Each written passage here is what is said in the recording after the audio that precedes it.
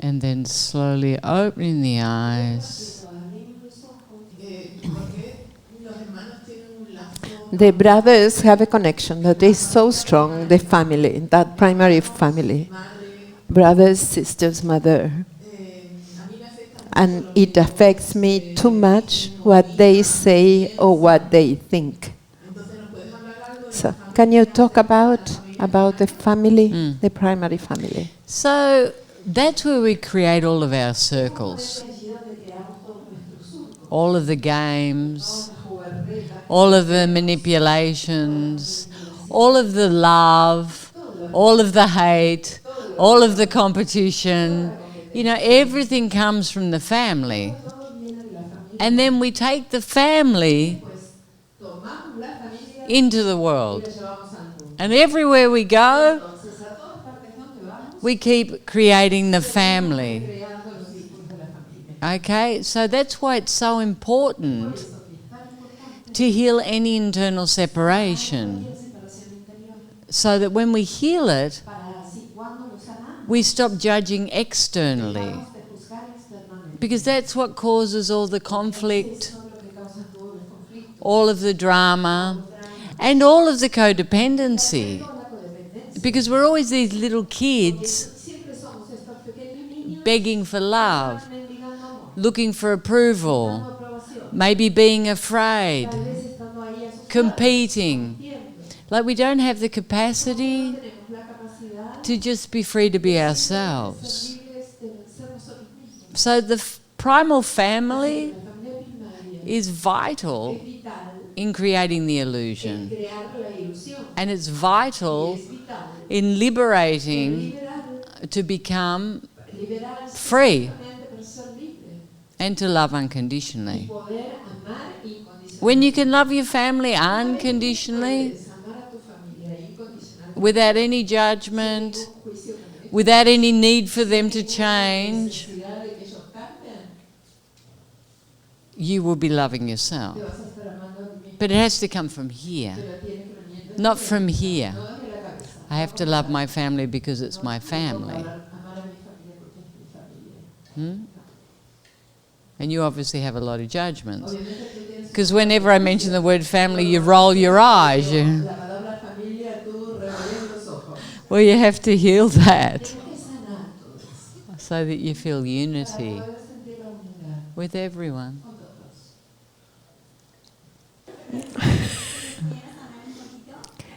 Can you talk a bit about how to identify when we have a program that doesn't allow to love unconditional ourselves? Okay, so the thing is the programs will start to come to the surface. And before you start unifying, you have this idea of how you are. But in reality, it has nothing to do with who you are. I am my programs. You know, if you watched Why Walk When You Can Fly, I explained the window of perception. What I perceive is what I've experienced. It's all that I know. And I am always projecting myself into the illusion. And as a consequence, that's what's mirrored back. But as we start to elevate our vibration, we start to clean the window. And we start to see that it's not really us. It's not the unconditional love. It's programs. And when we're very present, we can start to eliminate our programs. Choose which serves and choose which doesn't serve. Oh, this always takes me to suffering. This always stops me from committing. This is what stops me from opening to receive. This is what pushes love away. And you start to see it. And you see where it comes from. And you start to let it go. In other words, this is my victim. I am a victim. And once the victim starts to be erased, you start to take responsibility and you stop projecting. You know, if I get 20 people and I do a demonstration and I ask them what they saw, all of the 20 people will have a different perception. They'll have a different perception of the colour, of the beauty, what someone said, what they heard, how they felt.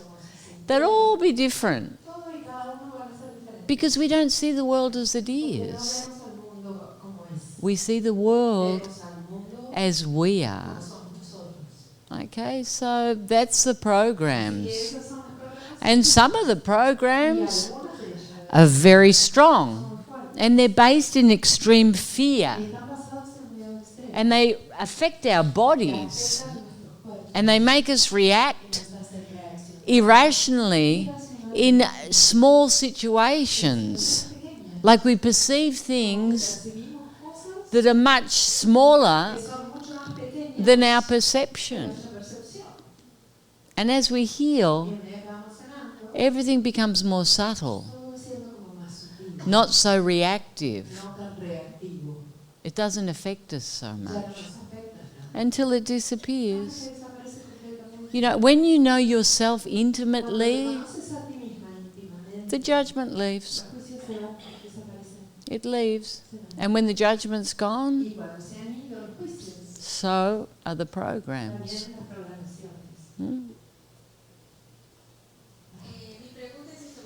My question is, I learn here the responsibility and how is our responsibility to speak the truth.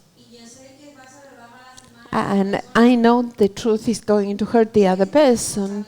Is my responsibility heal the other person? Heal the other person. Sanar a la otra persona. Yeah. Because the truth I'm saying, I know he's suffering. And that person says, I'm suffering. But will be my responsibility to teach how to heal? No. No.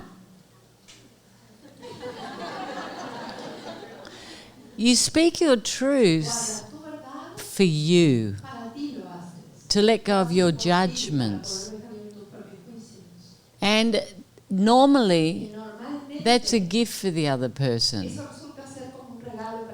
How they receive the gift is in their hands.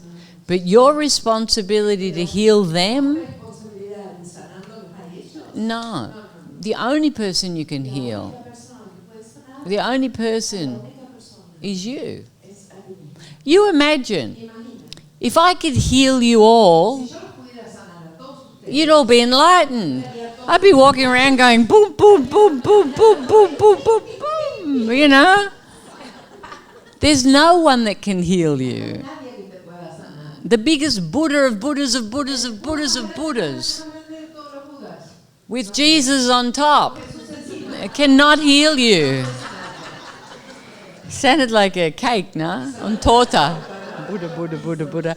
And Jesus. Oh, no. You can eat as much as you want, but it won't heal you. Right? It's your responsibility. And that's the facet. Om responsibility. I am that. Yeah? My question is, how I, or all the moms, I think, can know till what point we overprotect, until what point we are just supportive of our children with our love consciousness. You know, as you grow, you start to recognize energies. And you start to realize when you're projecting your fear. And you can always ask yourself this question: am I afraid of what's going to happen to them because I will be hurt? You have to keep bringing it back to you. Do I keep projecting my dramas, my experiences on my children? You know, often we give children fear for situations that are not their reality because of what transpired in our lives. So as you heal and you start to become more secure, you stop projecting your fear onto the children. And you have a clarity. Am I allowing them to have their own experience? Or am I controlling them because I'm afraid? And you have to see that. Because, you know, parents always have the excuse, it's because I love you. No, it's because I want to control you, and I want you to do what I want, and I want you to be me, but a better version. It's a bit like that, no? You know, I'm sorry, but it's like that. And you have to start having clarity about that. Because the thing about children, you can tell them what to do, but they'll do what they want. Children always do what they want. So they can either do what they want and be honest with you, or they can do what they want and be lying to you. That's another thing to see. They always do what they want.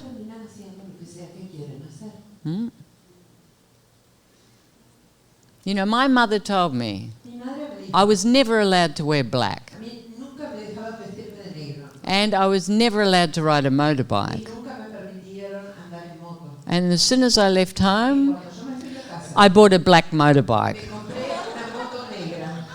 You know, it was like, yeah. Why? My father had a motorbike accident. My mother didn't like black. You know, it's like we always do what we want anyway. And they're silly things. But children have experiences, you know. You give your love, you're there unconditionally, but at some point you have to let go and allow them to have their own experience.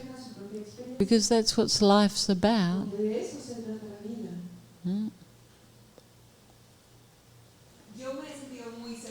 I felt very close to myself these days.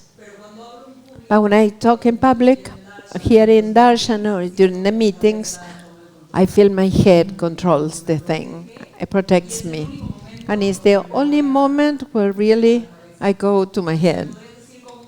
Can you tell me how to cultivate more the spontaneity in these moments that we are exposed?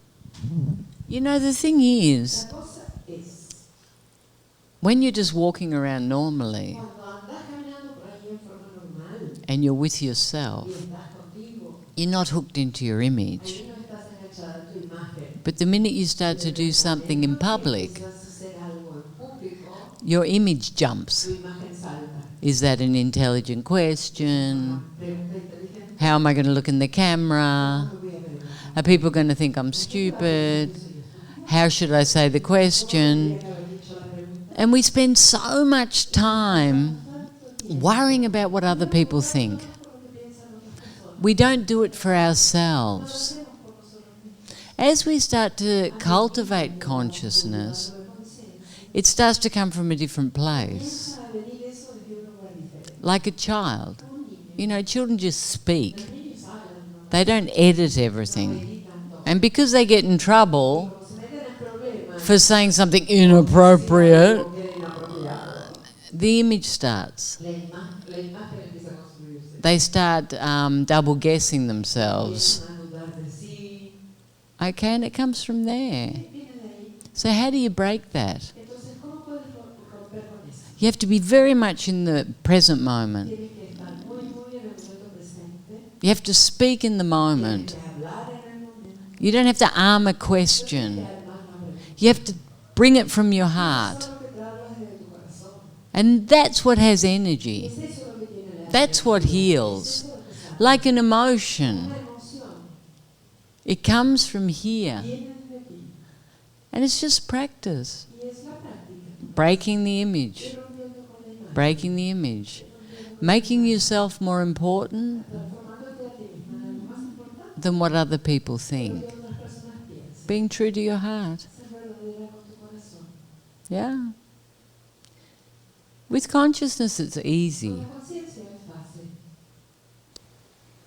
I have 2 children, boys. They are 8 and 5 years old. They have a lot of energy. And of course they fight. Sometimes they're very violent to each other, especially the older one, like seeking attention. I want to know what to do when they fight. Like, leave them their own experience, but be there just in case, or separate them, or I don't know. I don't either. You know, the thing is, they're fighting. You can tell them to stop. You know, it's just normal. Kids fight. Boys fight. They do that alpha thing, no? I don't know. You know, it depends on how bad it is. Personally, I just let them go. I'd be like, yeah, go. Go and fight over there. Don't break anything. And try not to break your brother. But, you know, I wouldn't, I don't know. You're the mother. You know, be in the moment. You can see if it's getting out of hand. But it's like what I just said. They'll fight in front of you, and they'll fight when you're not there too. So you have to choose in the moment. There hasn't been any major damage, has there?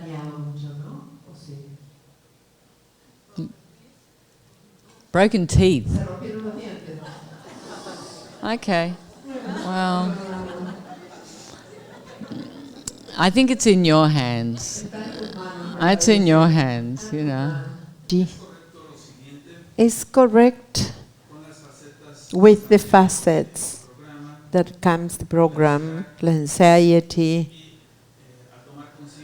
And when I become aware, the anxiety gets resolved. Okay. Yes. You know, the facets pull all the stress out. All of the fear, all of those dense emotions. Because all of that stress, it's like panic attacks. The people go into, and they can't move. But it's energy. And once the energy starts to leave, and they start to be liberated, it stops. Absolutely, it's for that. That's what the facets are for. And when you feel that anxiety, usually your attention's outside. So you need to really anchor. Just be there and just allow it to move. Just feel it and connect with it, and it will leave. But the facets are perfect for that.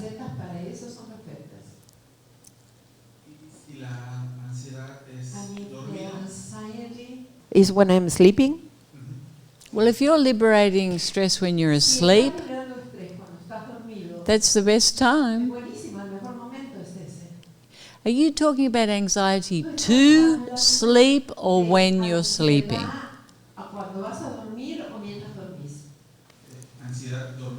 When I'm sleeping to feel anxiety. That's okay. It's just your body releasing stress and toxins. The facets cause that too. Crazy dreams. Yes. Is that what's happening? Perfect. Yeah, good. Good. You're eliminating. Gracias. You're welcome. Hi. Question about the word matrix. That in the movie you use it. The matrix is an illusion. It's a web of information. It's your window of perception and how you perceive the world. But it's not real. It's illusionary.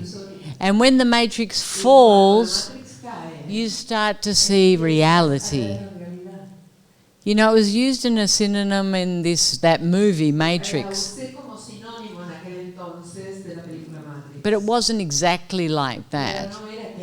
It was like reality was horrible, and the Matrix was cool, but it wasn't real.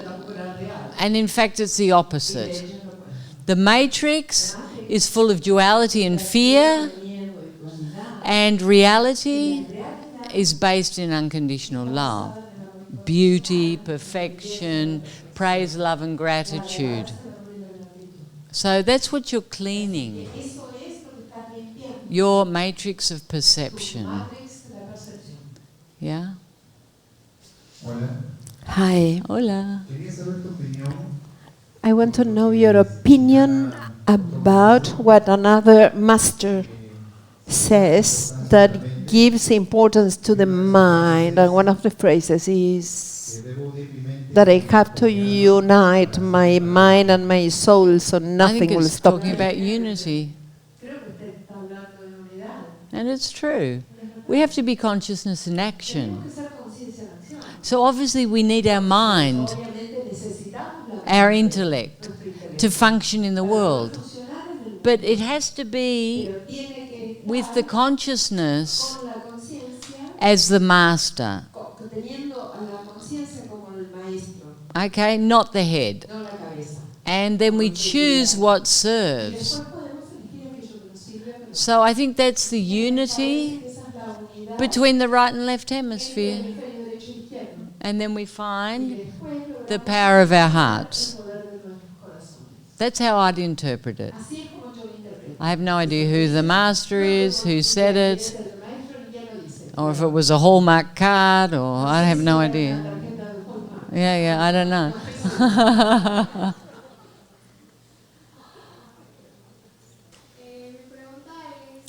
My question is, when you are talking about spontaneity, how can I differentiate it when I talk with someone and I don't want to hurt with what I'm going to say, but it just comes out? Okay. You know, I think it's very important to take responsibility of the energy behind. You know, what I say, am I giving? Or am I projecting? Like if you're in a really, really bad mood and you're projecting that energy onto someone else, it's not coming from a place of love. So if you want to say the truth to someone, and it's very important to do that, you have to move the energy. So it comes from a clean place. And then it's always a gift. You know, people don't necessarily want to hear. You do it for you. But it starts to become natural. And as you expand your consciousness, you don't even think. You know, you'll just say whatever. You know, I can go to a checkout. And if someone's sad that's doing the cash register, I'll say, you okay? Like normal people don't say that. But I can feel it. I'll say, you okay? You know, because it comes naturally. So it will start to be something you don't even think about. It would just be natural. But it's very important not to project your angst onto other people. It's very important not to do that. Especially when you're doing the system. Because everything you stuffed, comes out like a hurricane. It's not even normal. It's like you need to move. Is that clear? Yeah, crystal clear. My question is about the window of perception also, and the illusion. If all this experience we are having is an illusion, which one is the meaning of the experiences that I have, the decisions that I take? Because in reality it can be like anything else.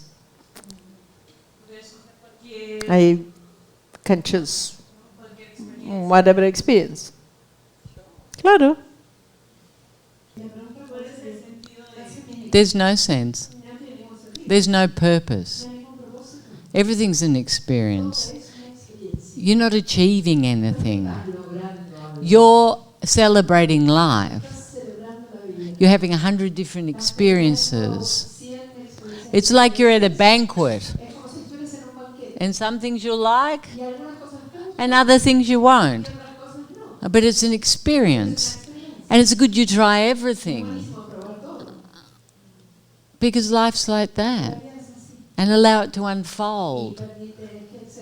Have a big yes for life. But there's no purpose. The only purpose is evolution.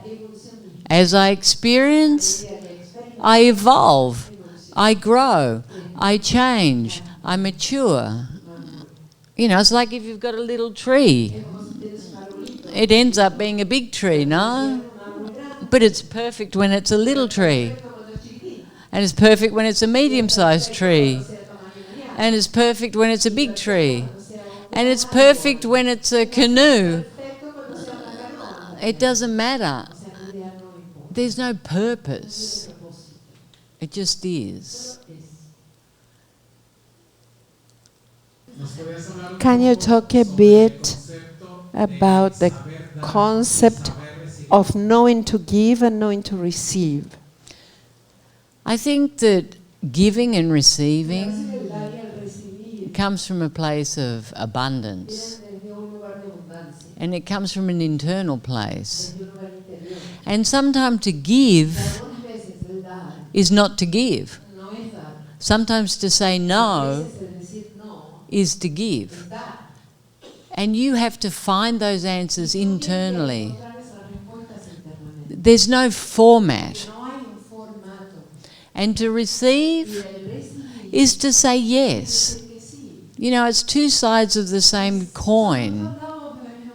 Everything's energy. And energy has to move. And some people have the capacity to give, and they can't receive. And some people have the capacity to take, and never receive. Just because you take something doesn't mean you receive it. So once you start to find internal abundance and the fear disappears, you stop being attached to a form, to what it is, and you just start to give from that greatness. You start to give from there. And you find joy in giving. But you give without thinking. There's no calculation. It comes from here. And it all comes back to the same point, no? I have to heal myself. I have to find myself. And through that I express myself through the actions of love. Was that clear? You look at me a bit strange.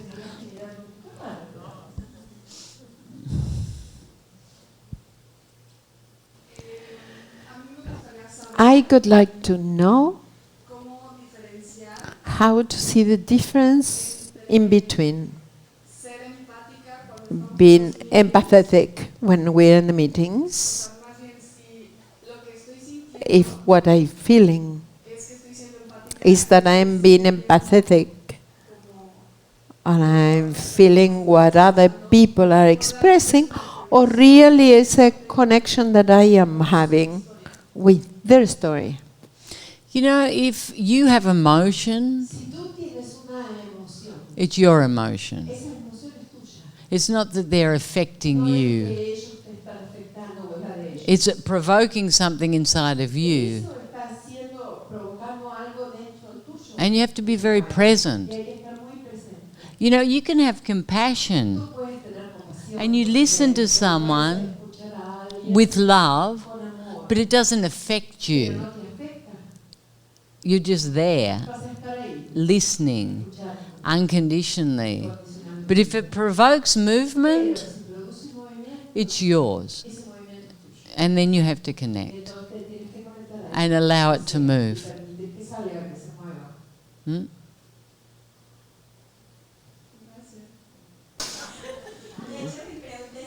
My question is about I feel weird feeling well. It's like I don't feel bad. I don't feel bad being well. You know, isn't it an interesting thing? We're so accustomed to suffering that when we don't suffer, we think it's surreal. It doesn't exist. And we're waiting for something bad to happen. Because there's a place where that we don't think we deserve it. We're so taught to suffer, to feel guilty, to not deserve, that when it leaves, we're like, oh, now what's going to go wrong? This can't be real. And love is real. But we think fear's real. We think suffering's real. But it's not. It's illusionary. And we should be living in joy. So you're having glimpses of that. Permanent consciousness, experiences of consciousness. And that's how we should live.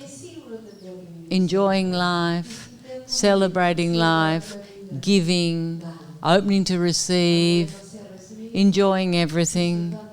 But it's such an alien concept. Because we're so used to struggling and resenting and feeling like victims or not feeling good enough. Blah, blah, blah, blah, blah. And it changes. It just changes. And that's what's happening.